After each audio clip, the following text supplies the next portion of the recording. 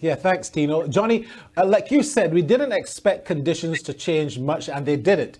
Were you surprised that the West Indies batted first on winning the toss? To be honest, no. I mean, they played on a used pitch, so the likelihood or the rationale behind the decision is that the pitch would just get gradually worse through the course of the game. And then the main problem for the West Indies in the first one day international, they lost 5 wickets for 7 runs, and in this one day international, they lost 6 for 35. Those kind of collapses are going to kill you. Johnny, why are these young players not listening and not doing the things that they're asked to do? It's a really good question. It's a very, very, very sharp learning curve. When you're playing international cricket in those kind of conditions, you're coming into a series missing 14 frontline players. It's difficult, but the way in which Andre McCarthy got out, on both occasions, taking on the slog sweep against Shakib, he got 3 runs between the 2 innings. Both those dismissals were equal times, and you can't really afford to do it. You can't afford to do it once in international cricket. To do it twice in a row is careless to the extreme. And, tell me, what is your thought on that from an international perspective? I think this goes back to the conversation or the narrative that Jason Holder started about 18 months, 2 years ago, which was the divvying up of the pie, of the revenue that the ICC earns. And the major problem is that basically the West Indies cricket is going to be as good as those revenues that they deliver for broadcast cricket.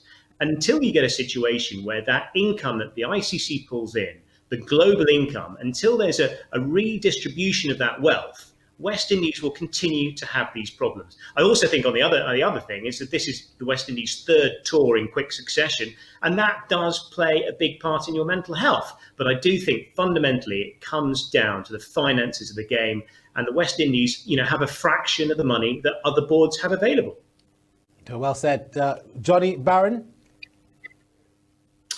Yeah, I think, I echo Tino's sentiments. I think that the most important thing to remember is that there are no dead rubbers anymore. Every single point and the 10 points available here for the West Indies are really important. They could have a significant impact on whether they make the next World Cup on merit or not.